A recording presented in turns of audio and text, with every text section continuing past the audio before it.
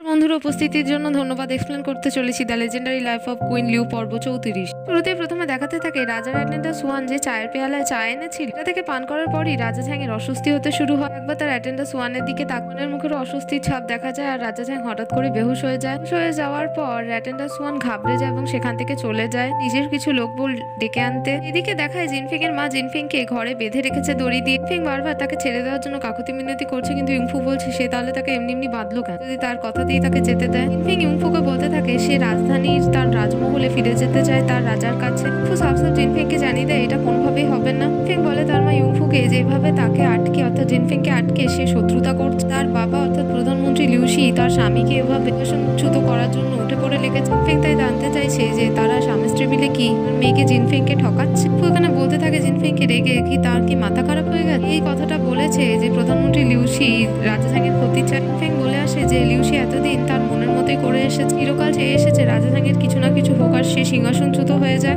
এখানে বলতে থাকে সে তার বাবাকে কোনোভাবে ঠিক মতো চেনেই না। এখানে আসলে জিনফিং তার বাবার মতো বাবা বিশ্ব সংসারে খুঁজলেও পাবে না। সব থেকে ভালো যদি জিনফিং এর বাবাকে অর্থাৎ প্রধানমন্ত্রী লিউশিকে কেউ চিনে থাকে সেটা আর কেউ নয় জিনফিং এর মা ইউংফু। আর আজকে রাতে সে রাজধানীর রাজমহলে প্রবেশ করছেন কমপ্লিট করে রাজা এবং রাজধানীকে বাঁচানোর জন্য, যেটা বহুকাল আগেও একবার সে করেছিল। এদিকে দৃশ্যে দেখানো হতে থাকে যে প্রধানমন্ত্রী লিউশি এবং বাকি তার সৈন্যবল নিয়ে রাজমহলের ভেতরে ছুটে ছুটে আসছে। আর আবার এদিকে দেখায় যে রাজকুমার চোং তার সৈন্য সামন্ত গুলতি এবং গুলি নিয়ে দাঁড়িয়ে আছে তাদের উপর আক্রমণ করার জন্য, এবং তার সৈন্য সামন্তদের প্রবেশ করতে দেখে রাজকুমার চোং সেই গুলতি আর গুলি দিয়ে তাদের উপর আক্রমণ করে। রাজকুমার চোং বলতে থাকে এবার সে দেখবে কি করে প্রধানমন্ত্রী লিউশি প্রবেশ করে ভেতরে। দিকে দেখায় যে লিউশির গার্ডরা হাল তৈরি করে নিয়ে সেই চোং আর তার সেনাদের তৈরি গুলতির গুলি আটকে দিয়েছে। দিকে তারপর আবার লিউশি আর তার দলবল আবার এগোতে থাকে। সে ঘোড়ায় আস্তে আস্তে বলতে থাকে ছোট খোকা বাচ্চা পুঁতি দিয়ে কি না কি করে যায়। দিকে রাজকুমার চোং বিপদ দেখে তার সৈন্য সামন্তদের নিয়ে পিছু হটে যায়।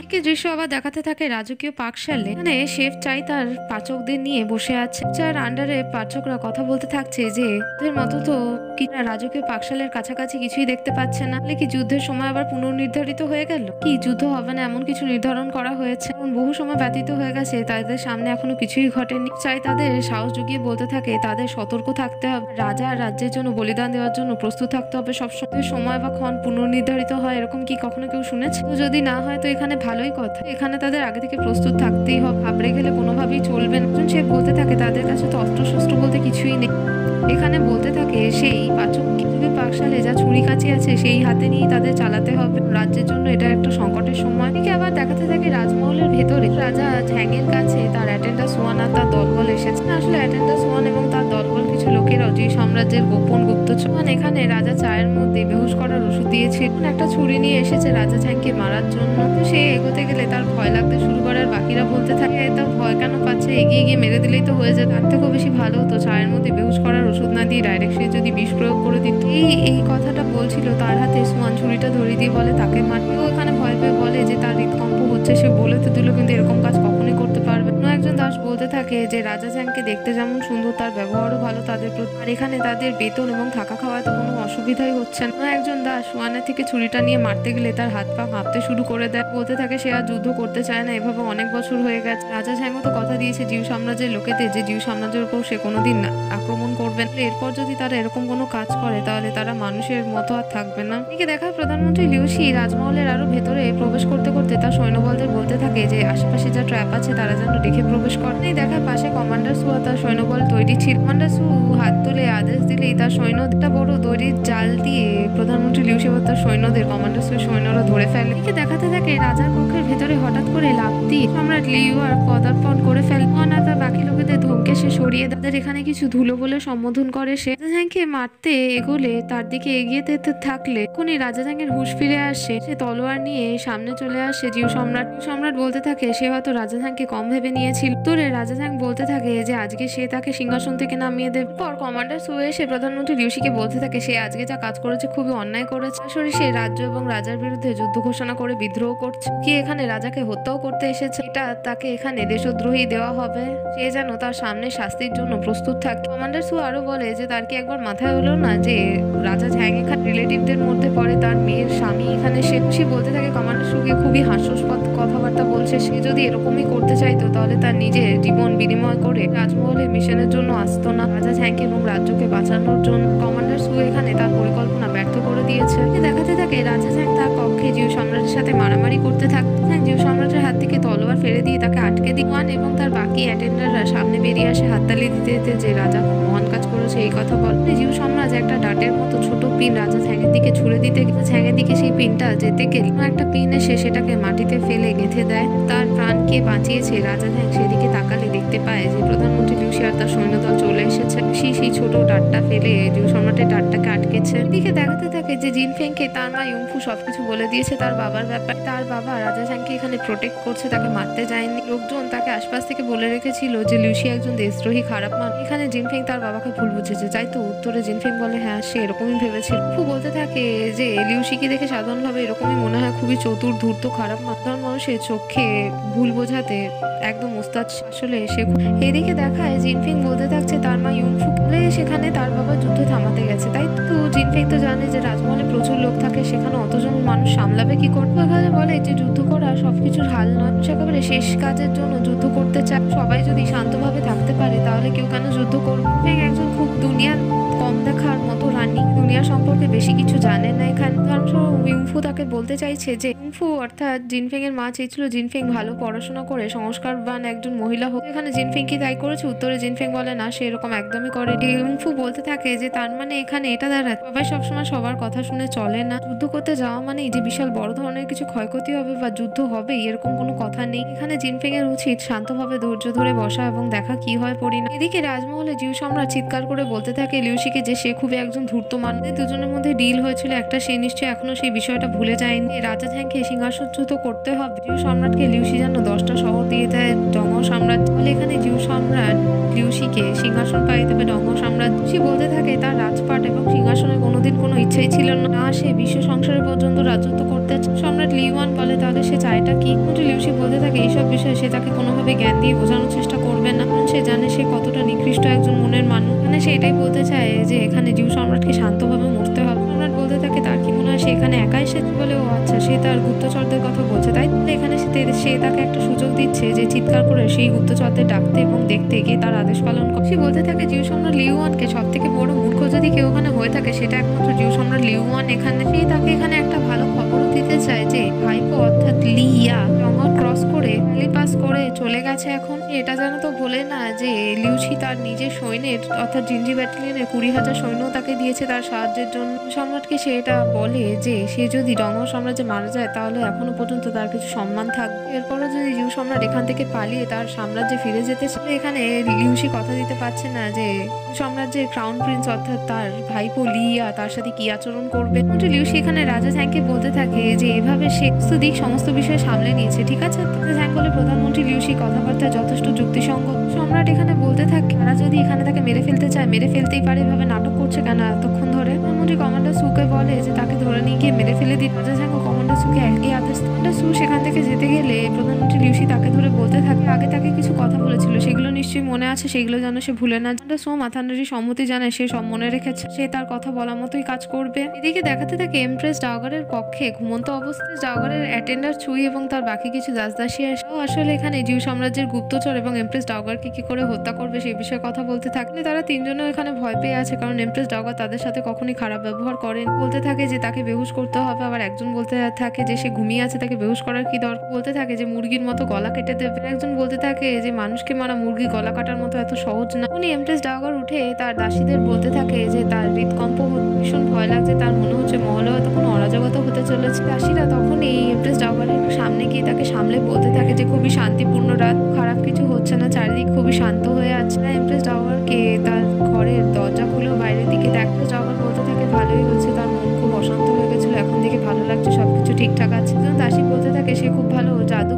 দেখাতে চান। ডাওগারের ঘুমানোর এখনো কিছু সময় আছে, এত তাড়াতাড়ি তার ঘুম আসবে না, তাই সে তাকে জাদু দেখাতে চাইছে। ডাওগারও এই জাদু দেখার জন্য রাজি হয়ে যায়। দেখাতে থাকে কনসার্ট ডাওগার সু তার কক্ষে দাঁড়িয়ে বলতে থাকে একটা খুবই লম্বা এবং অরাজকতাপূর্ণ রাত ছিল। উনি তার অ্যাটেন্ডার তার কক্ষে এসে কনসার্ট শুরুকে জানাতে থাকে মহারানী কনসার্ট ডাওগার সু যেরকম বলেছিল সেরকমই হয়েছে। ডাওগার তার অ্যাটেন্ডারকে বলতে থাকে সে যেরকম ভেবেছিল তাহলে সেরকমই হয়েছে। খুব ভালো মতো সেই জিউ সম্রাটকে চিনত। জেদি এবং আত্মবিশ্বাসে ভরপুর যতই সে সাধারণ হয়ে থাকুক না কেন, বলতে থাকে সে শেষবারের মতো সেই জিউ সম্রাটকে বিদায় জানাতে চেয়ে মানুষটা যতই নির্দয়ী হয়ে থাকুক না কেন সে কখনোই অধর্মী হতে পারবে না। দেখাতে থাকে রাজমহলের পথ দিয়ে বন্দি জিউ সম্রাটকে নিয়ে যেতে থাকছে কমান্ডার সু আর তার দলবল সৈন্য। এক কোণে দাঁড়িয়ে কনসার্ট ডগার সু এবং তার অ্যাটেন্ডার দেখতে। কমান্ডার সু বিষয়টা বুঝতে পারলে কনসার্ট ডগারকে সামনে আসতে বলে। সু কনসার্ট ডগারের সামনে গিয়ে বলে যে প্রধানমন্ত্রী লিউসি আগেই জানিয়ে দিয়েছে সম্রাটের সাথে যেন কনসার্ট ডগার সুকে দেখা করতে যায় এবং শেষ বিদায় জানাতে দেওয়া হয়। এরপর কমান্ডার সু কনসার্ট ডগারকে একটা ছুরি দিয়ে বলে প্রধানমন্ত্রী লিউসি এই জিনিসটাও তার জন্য খুঁজে দিয়েছে। ডগার সু কমান্ডার সুয়ে থেকে ছুরিটা হাতে নিয়ে বলে যে প্রধানমন্ত্রী লিউসি আর কি বলেছে। কমান্ডার সু জানায় যে জিউ সম্রাট বেঁচে থাকবে না মরবে এই বিষয়ে সিদ্ধান্ত কনসার্ট ডগার সু নিতে পারে। দেখায় কনসার্ট ডগার সু এবং জিউ সম্রাট কথা বলছে। সম্রাট বলছে কনসার্ট ডগার সুকে যে আগেই হয়তো সন্দেহ করে নিয়েছিল লিউসি কনসার্ট ডগার সু এর ওপর। ডগার সু বলতে থাকে যে জিউ সম্রাট কি তাকে এই কথাই বলতে চায়। সম্রাট বলতে থাকে যে কনসার্ট ডগার একজন দেশদ্রোহী মানুষ, এখানে জিউ সাম্রাজ্য জিউ সম্রাটকে ঠকিয়েছে, এখানে কি আশা করছে জিউ সম্রাট তার সাথে প্রেমালাপ করবে। কনসার্ট ডগার বলতে থাকে তাদের প্রথম দেখা সাক্ষাৎ এইসবের বিষয়ে তার কিছুই মনে নেই। জিউ সম্রাট লিউয়ান সে যে তার সামনে দাঁড়িয়ে আছে সে তাকে একসময় বলেছিল ডগার সু তাকে যে কাজ দেওয়া হয়েছে সে সেই বিষয়ে সফল হয়ে গেলে জিউ সম্রাট নিজে তাকে বাড়ি ফিরিয়ে নিয়ে যাবে। ডগার এদিকে কোনোদিন ভেবেই দেখেনি সে সফল হতে পারবে কিনা। একটা কথা তার মাথার মধ্যে ছিল যে জিউ সম্রাট তার লিউয়ান তার ভালোবাসার মানুষ তাকে বাড়ি ফিরিয়ে নিয়ে যাবে। এখানে হয়তো সে সেই মানুষটাকে চিনতেই পারেন এর মতো জিউ সম্রাট সে লিউয়ান আর নেই। হয়তো ওখানে শেষ পর্যন্ত কনসার্ট ডগার সুয়েরই ভুল, সে নিজে থেকে সমস্ত কিছু ভুল বুঝে নিয়েছিল। ডগার সু কমান্ডার সুয়ের দেওয়া সেই ছোড়াটা যেটা ডগার সুয়েরই ছিল প্রধানমন্ত্রী লিউসি তাকে খুঁজে এনে দিয়েছে। আপনারা দেখিয়ে জিউ সম্রাট লিউয়ানকে বলতে থাকে যে এই ছোড়াটা নিশ্চয়ই সে চেনটা দিয়ে আগের পূর্ব জিউ সম্রাটের বুকে সে ছুরি মেরেছিল যে তার নিজের আপন ভাই ছিল। এখানে খুব ভালোভাবেই জানতো যে জিউ সম্রাট লিউয়ান যেহেতু তার নিজের বড় ভাইকে পর্যন্ত হত্যা করে ডগারকে খুন করতে হতো সে পিছুপা হবে না। সম্রাট লিউয়ান বলতে থাকে কনসার্ট ডগার সুকে সে এমন পরিস্থিতিতে আছে মানে সে কোনো নাটক না করে তাকে হত্যা করে দিতেই পারে, কোনো অসুবিধা নেই তার। তো এখানে হয় উল্টোটা কনসার্ট ডগার সু ছোড়া দিয়ে এখানে লিউয়ানের দড়ি বাঁধন মুক্ত করে দেয়। তাকে এখানে বলতে থাকে যে প্রধানমন্ত্রী লিউসি এখানে তাকে সিদ্ধান্ত নিতে দিয়েছে যে জিউ সম্রাট বেঁচে থাকবে না মরে যাবে। এখানে সিদ্ধান্ত জানাচ্ছে লিউয়ানকে সে যেন এখান থেকে চলে যায় তাড়াতাড়ি। আসলে এখানে কল্পনার অতীত জিনিসটা আবার ঘটে। সম্রাট লিউয়ান এখানে কনসার্ট ডগারের সু হাতে খঞ্জর দিয়ে তার গলায় চেপে ধরে বলতে থাকে তাকে এখানে ছেড়ে দিয়ে খুব বড় ভুল করেছে। ডগার সু এর বদলে ভালোই হয়েছে যে এখন রাজা ঝ্যাংয়ের সাথে সৈন্য শক্তি বিনিময় নিয়ে কথা বলতে পারবে, কাজ করতে পারবে। জিউ সম্রাট লিউয়ান আবার সৈন্য শক্তি ফিরে পাবে। ডগার সু এখানে বলতে থাকে সে খুব ভালো মতো জানতো যে সে একজন কৃতজ্ঞ মানুষ, পক্ষপাত দুষ্ট, কিন্তু শেষ সময় দাঁড়িয়েও সে এরকম কাজ করবে সে ভাবতে পারেনি। সম্রাট লিউয়ান এখানে কনসার্ট ডগার সুকে বলতে থাকে সে যখন তার বড় ভাইকে হত্যা করেছিল তারপর থেকে সে আর কখনো ফিরিয়ে দেখেনি। তারপরে এখানে দেখায় যে কমান্ডার সু তীরবিদ্ধ করে দিয়েছে জিউ সম্রাটকে, কনসার্ট ডগার সুকে বাঁচা। তারপর সে বলতে থাকে এখানে বিধবা ডগার সুকে যে রাজা ঝ্যাং এখানে নির্দেশ পাঠিয়েছে ডগার সু গুপ্তচর হয়ে যে অপরাধ করেছে সে কঠিন পরিস্থিতির সময় সে বিরোধীদের ধরিয়ে দিয়ে খুব বড় কাজ করেছে এবং তার জন্য তাকে আগে যত পাপ ছিল যত দোষ ছিল সব মুক্ত করা হয়েছে। ডগার সু চোখে জল নিয়ে দাঁড়িয়ে বলতে থাকে তাহলে কি সব শেষ হয়ে গেল এখন? দিকে দেখায় সকাল হয়ে গেছে এবং জিনফেং তার মাকে ডেকে তুলে জিজ্ঞেস করতে থাকছে যে সকাল হয়ে গেছে, রাতে নিশ্চয়ই সমস্ত সমস্যার সমাধান হয়ে গেছে, তাদের তাড়াতাড়ি করে উচিত রাজমহলে ফিরে যাও। বলতে থাকে এখনো সমস্ত সমস্যার সমাধান হয়নি, মূল সমস্যাটা আছে তার পতি এবং জামাই অর্থাৎ জিনফেং এর বরের মধ্যে। বলতে থাকে সারা রাত ধরে যুদ্ধ ঝামেলা করার পর সারা রাত কথা বলার পরও কি কোনো সমস্যার সমাধান নিবারণ এখনো হয়নি? কি করে হতে পারে? উত্তরে ইউংফু বলতে থাকে পুরুষদের জন্য সব থেকে বড় গুরুত্বপূর্ণ বিষয় কোনটা সে কি জানতে হচ্ছে পুরুষদের আত্মগর্ব। এখানে সাধারণভাবে কথা বলে তাদের ইমোশন গুলো বাইরে আসবে না, তাদেরকে আরেকটু বেশি সময় দিতে হবে যে তারা দুজন কমফর্ট জোনে চলে আসে। জিজ্ঞেস করতে থাকে তার মা ইউংফুকে তার কি মনে হয় কে আগে মানবে। উত্তরে ইউংফু বলে সে খুব ভালো মতো জানে, অনুমান করে যে রাজা ঝ্যাংই মেনে নেবে। দেখায় রাজা ঝ্যাংয়ের কক্ষে রাজা ঝ্যাং এবং লিউসি বসে কথা বলছে। সেখানে রাজা ঝ্যাংকে জিজ্ঞেস করে বসে যে পূর্ব সম্রাট রাজা ঝ্যাংয়ের বাবা মরে যাওয়ার আগে তাকে কি বলেছিল তার কি মনে আছে? ঝ্যাং বলতে থাকে হ্যাঁ তার সব কথা মনে আছে, সে বলেছিল তাকে দয়ালু শাসক হতে, সে শান্তি এবং সমৃদ্ধি বয়ে আনতে। বলে না তারও আগে কিছু কথা বলেছিল লিউসি সম্পর্কে। ঝ্যাং বলে হ্যাঁ সে বলেছিল লিউসি এখন থেকে রাজা ঝ্যাংয়ের অন্য একজন গার্জেন, তাই তার সমস্ত কথা শুনে চলতে। সে বলে তাহলে কি সে তার পূর্ব সম্রাটের কথা মানবে? রাজা ঝ্যাং বলে লিউসির কথা সে সবসময় শুনে চলেছে, এখানে কি পয়েন্ট বলতে চাইছে তাড়াতাড়ি বলুন। সে এখানে বলে এখানে লিউসির মনে হয় যে রাজা ঝ্যাংয়ের ক্ষমা ক্ষমা চাওয়া উচিত লিউসির কাছে। রাজা ঝ্যাং বলে নিশ্চয়ই সে ক্ষমা চাইবে, কিন্তু এখানে আগে স্পষ্টীকরণ চাইছে রাজা ঝ্যাং লিউসির থেকে। রাজা ঝ্যাং এখানে বলতে থাকে লিউসিকে যে বেলা যখন রাজা ঝ্যাং একবার লিউসির বাড়িতে লুকিয়ে চলে গেছিল, জিউ সাম্রাজ্যের লোকের সাথে সে কথা বলতে শুনেছে। সে রংহ সাম্রাজ্যের সিংহাসন চায় রাজা ঝ্যাংকে সরিয়ে। কিছুক্ষণ আগে যখন জিউ সম্রাটের সাথে কথা হলো তখন সে একদমই পাল্টি খেয়ে গেল। সে হেসে বলে হ্যাঁ, তার ছোটবেলার তার সাথে কথা বলাগুলো সব মনে আছে। এখানে রাজা ঝ্যাংয়ের কি মনে আছে যে ছোটবেলায় সে কিরকম আচরণ করতো। সে এখানে কিছু ফ্ল্যাশব্যাকে ছোটবেলার রাজা ঝ্যাংয়ের কথা মনে করাতে থাকে। তার ফ্ল্যাশব্যাকের কিছু পুরনো দৃশ্যে দেখাতে থাকে যে তাহি হলে দরবার বসেছে ও রংহ সাম্রাজ্যের মৃত্যু হয়ে যাওয়ার পর ছোট রাজা ঝ্যাং সিংহাসনে বসে সমস্ত মন্ত্রী আধিকারিকরা কথা বলছে যে কি হবে এরপর। ঝ্যাং সিংহাসনে বসে হাই তুলছে এবং কিছু দলিলপত্র তার টেবিলের উপর দেখতে পেলে সেগুলো নিয়ে সে টেবিলের উপর সেগুলো পরপর সাজিয়ে হাত দিয়ে ফেলে দিয়ে বলতে থাকে কি মজা একটা মজার খেলা খেলেছে। টেবিলের উপর দাঁড়িয়ে উঠে হাততালিও দিতে থাকে। মন্ত্রী লিউসি এবং বাকি আধিকারিকরা ভাবতে থাকে এবার তারা কি করবে, এভাবে কি করে সামলাবে সবকিছু। পরের একটা দৃশ্যে দেখাতে থাকে যে রাজা ঝ্যাং পড়াশোনার নাম করে বইয়ের মধ্যে ছবি এঁকে যাচ্ছে। মন্ত্রী লিউসি একটা লাঠি নিয়ে গিয়ে তাকে জিজ্ঞেস করছে যে সে এগুলো কি করছে। রাজনৈতিক চর্চার বিষয় নিয়ে কথা বলতে ঘোষণা করে সেগুলো সমালোচনা করে তৈরি রাখতে বলেছিল, সেগুলো কি সে এখনো উদ্ধার করেনি। রাজা ঝ্যাং তখন লিউসিকে তার খাতা দেখিয়ে বলে যে সে লিউসিকে এখানে পেন্ট করেছে। সকালে সভাতে সেরকম মুখ দেখেছিল লিউসি, এরকমই এখানে অঙ্কিত করার চেষ্টা করেছে। সে বলতে থাকে তাহলে সে যে তাকে পড়াশোনার কাজ দিয়েছিল সেগুলো সে কমপ্লিট করেনি, তাই তো। ঝ্যাং বলতে থাকে যে রাজমহলের সমস্ত দাসদাসীদের মুখে শুনেছে যে লিউসিকে খুব হ্যান্ডসাম দেখতে। অন্য একটা খাতা দেখিয়ে প্রত্যেকটা পেজে দেখাতে থাকে যে লিউসির ছবি এঁকেছে। এখানে তার প্রত্যেকটা মুখের ছবি এঁকে জানতে চায় যে লিউসি এতটা সুদর্শন কেন। রাজ্যকার্য রাজনৈতিক চর্চা নিয়ে কথা বলছে, সেগুলো খুবই বোরিং, তার ভালো লাগে না। সে টেবিলের উপর বেত্রাঘাত করে বলতে থাকে যে রাজা ঝ্যাংকে হাত দিতে তার এখন শাস্তি পাওয়ার সময় চলে এসে। কথাটা শোনা মাত্রই রাজা ঝ্যাং লাফিয়ে টেবিলের উপর দিয়ে পালাতে থাকে আর বলতে থাকে এখন মধ্যাহ্নভোজের সময়, এখন সে তাকে ধরতেই পারবে না বলে সেই লিউসির হাত থেকে পালিয়ে চলে যায়। এদিকে আবার তৃতীয় দৃশ্যে দেখানো হতে থাকে রাজা ঝ্যাং ইম্পেরিয়াল গার্ডেনে সের মধ্যে বসে বসে পোকামাকড় খুঁজে বার করে কালেক্ট করছে একটা পাত্র। সেখানে লিউসি গিয়ে তাকে প্রশ্ন করতে থাকে এখন তার পড়াশোনার সময় ইম্পেরিয়াল একাডেমিতে গিয়ে, অথচ এখানে সে বসে বসে কি করছে। ঝ্যাংয়ের হাত থেকে পোকামাকড়ের পাত্রটা পড়ে গিয়ে একটা পোকা রাজা ঝ্যাংয়ের পায়ের জুতোতে চলে আসে। লিউসির ভয়ে সে উঠে দাঁড়িয়ে নিজের পায়ের জুতোর দিকে তাকালে সেই পোকাটা দেখতে পেয়ে গিয়ে সে লিউসিকে জড়িয়ে ধরে। বলতে থাকে তার ভীষণ ভয় লাগছে পোকামাকড়ের থেকে। লিউসি বলতে থাকে যে সে এরকম চাল আগে অনেকবার দিয়েছে, এভাবে কোনোভাবেই আর ফাঁসবে না তার চাল। ঝ্যাং বলতে থাকে না সত্যি কথা, সে ভীষণ ভয় পেয়ে গেছে। লিউসি বলতে থাকে তাহলে আজকের পরীক্ষা।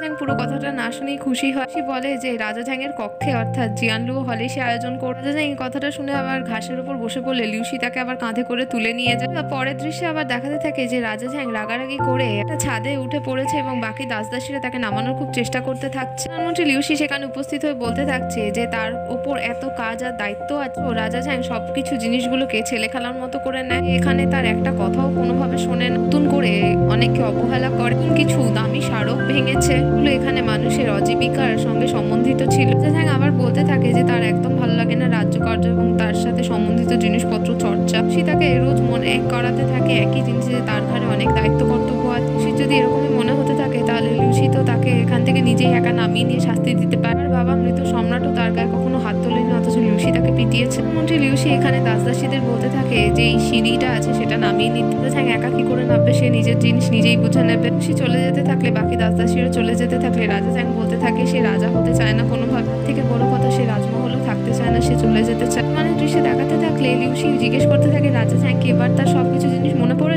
হেসে লজ্জা পেয়ে বলতে থাকে হ্যাঁ, অজ্ঞানতার সময় সবারই থাকে, এভাবে অপবাদ দেওয়ার মতো কিছু নেই, তারও খারাপ সময় ছিল, এখন সে সব বুঝতে পেরেছে। ঝ্যাং বলে এর সাথে লিউসির যে সবসময় জেদি, ভ্রমিত এবং রহস্যপথ থাকা এর সাথে কি সম্বন্ধিত। প্রধানমন্ত্রী লিউসি এখানে বলতে থাকে রাজা ঝ্যাংকে, রাজা ঝ্যাং যখন লিউসির বাড়িতে গেছিল এবং জিউ সাম্রাজ্যের দূতের সাথে কথা বলতে শুনেছিল তখন কি বলেছিল তার মনে আছে। দৃশ্য আবার দেখাতে থাকে ছোট রাজা ঝ্যাং বলেছিল শিকে ধমক দিয়ে সে যে গদ্দারির কাজটা করেছে, খুবই বাজে কাজ করেছে। পর থেকে সে তার বাবার সাম্রাজ্য এবং স্বপ্ন সবই সামলা একজন পরিশ্রমী এবং অনুশাসিত শাসক হবে। বর্তমানে লিউসি বলতে থাকে এই কথাগুলো সে কখনোই ভুলতে পারেনি। রাজা ঝ্যাং বলতে থাকে লিউসিকে বর্তমান মানে এতদিন রাজা ঝ্যাংকে রাজার মতো গড়ে তোলার জন্য এভাবে বিশ্বাসঘাতী হওয়ার নাটক করেছে। লিউসি বলতে থাকে যে স্বর্গীয় মৃত সম্রাট চলে যাওয়ার পর রাজা ঝ্যাংকে তার উপর দায়িত্ব দিয়ে দেওয়ার পর ভীষণভাবে চেষ্টা করেছিল রাজা ঝ্যাংকে অনুশাসিত করার, কিন্তু সে কোনোভাবেই মেনে চলতো না তার কোনো কথা। জিউ সাম্রাজ্যের দূতকে লিউসির সাথে কথা বলতে দেখার পর তার মধ্যে ফুর্তি যে স্ফুলিঙ্গ দেখেছিল তাতে সে ভীষণ খুশি হয়েছে বলে এখানে লিউসি লিউসি এক প্রকার হারই মেনে নিয়েছিল। দ্বিতীয় কথা হচ্ছে, আর এতদিন ধরে জিউ সম্রাট যে গুপ্তচর পাঠিয়েছে ডংহাও সাম্রাজ্য, তাদের খোঁজারও মোটামুটি সময় পেয়ে গিয়েছিল লিউসি। এতদিন বাদে মোটামুটি যাদের সে ধরতে পেরেছে তারা জিউ সাম্রাজ্যের গুপ্তচর ছিল। ঝ্যাং বলতে থাকে ইম্পেরিয়াল একাডেমির মুখ্য আধিকারিক বে এবং জেনারেল লিং যাদের লিউসি বন্দী করেছিল তারা জিউ সাম্রাজ্যের গুপ্তচর ছিল। সেখানে রাজা ঝ্যাংকে বলতে থাকে এবার তাহলে তার কাছে তাড়াতাড়ি ক্ষমা চেয়ে নিতে। ঝ্যাং বলতে থাকে যে প্রাচীন কাল থেকে রাজার কাছে আধিকারিকরা ক্ষমা চেয়ে এসছে, রাজারা কারোর কাছে ক্ষমা চায়নি। সে বলতে থাকে তার বউ অর্থাৎ তার মেয়ে জিনফেং কি তাকে শেখায় ভুল করলে ক্ষমা চাইতেই হয়। সম্রাট রাজা ঝ্যাংয়ের বাবা যেহেতু লিউসির উপর দায়িত্ব দিয়ে বলে গেছিল রাজা ঝ্যাংকে লিউসির কথা শুনতে, লিউসি যদি ভালো হয় তাহলে তার সলা পরামর্শ সব মানতে হবে, যদি খারাপ কথা বলে তাহলে সব বাজে কথাগুলো তাকে শুনতে হবে। রাজা ঝ্যাং এখানে হার মেনে লিউসির সামনে ক্ষমা চেয়ে নেয়, কারণ তার মনে পড়ে যে জিনফেং তাকে বলেছিল যে ভুল করলে ক্ষমা চেয়ে নেওয়া উচিত, সে যাই হয়ে থাকুক না কেন। রাজা ঝ্যাং এখানে লিউসিকে জিজ্ঞেস করতে থাকে তাহলে এত হুমড়ি তুমড়ি করে এত ঘুরিয়ে ফিরিয়ে সে কেন কাজগুলো করলো, সরি প্রত্যক্ষভাবে তো কাজ করতে পারতো। উত্তরে লিউসি জানায় যারা সোজাভাবে সোজা পথে বোঝে না তাদের ভাবে ঘুরিয়েই বোঝাতে হবে। এখানে আরেকটা কথা যে সে নিজে বলছে যে জিনফেংকে রাজা ঝ্যাংয়ের সাথে বিবাহ দেওয়ার অনেক কারণ আছে। এর মধ্যে মূলত বিষয়টা হলো জিনফেং আর রাজা ঝ্যাং দুজনের পরিপূরক। এর কাছে এমন কিছু শিক্ষা আছে যে জিনিসপত্রগুলো রাজা ঝ্যাংকে একজন মানুষ এবং সম্রাট হতে সাহায্য করবে। রাজা ঝ্যাং জিজ্ঞেস করে যে জিনফেংকে তো ছোটবেলা থেকে সে দেখেনি, সে কি করে বুঝলো যে সে কি প্রকারের মানুষ। সে বলতে থাকে সে তার স্ত্রী অর্থাৎ ইউমফুকে ভরসা করে, যেমন মা সেরকমই মেয়ে, সেখানে তার স্ত্রী অর্থাৎ ইউমফুকে ভরসা করে কোনো স্পষ্টীকরণ ছাড়া। রাজা ঝ্যাং বলে তাহলে এখানে লিউসির প্রাপ্য রাজা ঝ্যাংয়ের থেকে শুধুমাত্র ক্ষমা চাওয়া না ধন্যবাদ। রাজা ঝ্যাং বলতে থাকে ভালোই হচ্ছে, সমস্ত কিছু ঠিক হয়ে গেছে, এখন সে তার রানী জিনফেংকে তাহলে এবার মহলে ফিরিয়ে আন। এই বিষয়ে কিছু সলা পরামর্শ চাইলে সে বলতে থাকে এটা তাদের দুজনের স্বামী স্ত্রীর ব্যাপার আর তাদের সাংসারিক বিষয়ের মধ্যে সে কখনোই হস্তক্ষেপ করতে চায় না, যেতেও চায় না। এটাও ঠিক কথা যে রাজা ঝ্যাং এবারে একটু বাড়াবাড়ি করে ফেলেছে, তাই মনে হয় না জিনফেং এত সহজে ফেরত আসবে। মহিলাদের সাথে সবসময় তর্ক করেও পেরে ওঠা যায় না। রাজা ঝ্যাংকে এবারে নিজেই কিছু একটা প্ল্যান তৈরি করতে হবে। লিউসি সেখান থেকে চলে গেলে রাজা ঝ্যাং রাগ করে বলতে থাকে যে লিউসি একজন খুবই ইরেসপন্সিবল মানুষ, যখন তার সব থেকে বেশি প্রয়োজন তখন তাকে ছেড়ে দিয়ে চলে যাচ্ছে। এদিকে দেখানো হতে থাকে যে তাই হলে দরবার বসে একজন আধিকারিক গতকাল রাতের ঘটনার বিষয়ে জানাচ্ছে। সমস্ত বিষয়টা সে রিপোর্ট হিসেবে পেশ করেছে এবং জানতে পেরে বর্তমান যে জিউ সম্রাট ছিল তাকে হত্যা করে দেওয়া হয়। পূর্ব জিউ সম্রাটের ছেলে লিয়া সাম্রাজ্যের এখন নতুন সম্রাট হয়ে গেছে। রাজা ঝ্যাং বলতে থাকে এতে ভয় পাওয়ার কি আছে, এটা তো খুবই স্বাভাবিক ব্যাপার। সাম্রাজ্যের বিষয়টা হয়েছে তাহলে ডংহাও সাম্রাজ্যের কেন কেউ ভয় পাবে। একজন আধিকারিক এসে বলতে থাকে কনসার্ট ডাউগার শুয়ের বিষয়, সে নাকি রাজকীয় হারামে খুবই উৎপাত করছে। এই বিশেষ খবরটাও গুপ্ত মেসেজের মাধ্যমে সে পেয়েছে। রাজকুমার চোং কুই স্বর্গীয় ডংহাও সাম্রাজ্যের সম্রাটের ছেলে না। ঝ্যাং জানতে থাকে এই যে গুপ্ত মেসেজটা সে কোথা থেকে পেয়েছে। উত্তরে সেই আধিকারিক জানায় সে নিজেও জানেন না। রাজা ঝ্যাং একটা করে রিপোর্ট ছোট কার্ড নেয় আর বলতে থাকে মিথ্যেভাবে এই রাজমহলে উপস্থিত থাকা দরবারে বিভিন্ন আধিকারিকের পারিবারিক লোকেদের নিয়ে কিরকম গুপ্ত সমাচার আছে তার কাছে। রাজা ঝ্যাং একজনকে ধরে বলতে থাকে যে এর স্ত্রী পদ্মার একজন আধিকারিকের মেয়ে তার আসল মেয়ে না, একজন আধিকারিক অন্য রাজবংশী রাজ্যের গুপ্তচর। আধিকারিক এখানে ভয় পেয়ে যায়, তার কাছে ক্ষমা চাইতে থাকে যে তারা কোনোভাবে এগুলো না, মিথ্যে কথা বলছে, সন্দেশীরা সন্দেশ দিয়েছে সেগুলো ভুল। রাজা ঝ্যাং বলতে চায় যে এখানে মেন পয়েন্ট এটাই, সে বলতে চাইছে এরকম অনেক ভুল গুপ্তচর ভুল মেসেজ দিয়ে থাকে এখানে। সমস্ত জিনিসপত্র নিয়ে রাজা ঝ্যাং যদি ঘুরতে ফিরতে থাকে তাহলে আসল জিনিসগুলো সে কখনোই সমাধান করতে পারবে না। রাজা ঝ্যাং বলতে থাকে এই সমস্যা নিবারণের জন্য সে একটা সিদ্ধান্ত নিয়েছে, এই গুপ্তভাবে সন্দেশ প্রেরণের প্রথাটা বন্ধ করার জন্য আমি ভবিষ্যতে ইমপিচমেন্ট হোক বা কোনো রিপোর্ট সমস্ত জিনিসপত্র রাজা এবং আধিকারিকদের উন্মুক্তভাবে খোলাভাবে সবার সামনে পেশ করতে হবে, এই সমস্যা নিবারণ হতে পারে। এই উচিত হবে যে আধিকারিক এবং রাজা এদের মধ্যে যেন কোনো সন্দেহ না থাকে। রাজা ঝ্যাং বলে যে পুরনো একটা কথা আছে, তোমায় নিজেকে শুধরোতে হয় এবং পরিবারকে সামলাতে হয় এবং ভালো সাম্রাজ্য স্থাপিত করতে হয়, বুদ্ধিমানের সাথে দেশ শাসন করে বিশ্বে শান্তি আনতে হয়। তো এখানে পরিবার সামলানো একটু কঠিন বিষয় হয়ে যায়। রাজা ঝ্যাং এখানে উন্মুক্তভাবে সকল আধিকারিকের থেকে জানতে চাইছে যে নিজের পত্নীকে কি করে তারা সামলায় এবং নিজের ঘরে ফিরিয়ে আনে। আবার তুমি দনমনো করলেও রাজা ঝ্যাং এই প্রশ্নটা করেই নেয় সকলের সামনে। এমনই সকল গল্প জানতে আমাদের চ্যানেলের সঙ্গে থাকুন।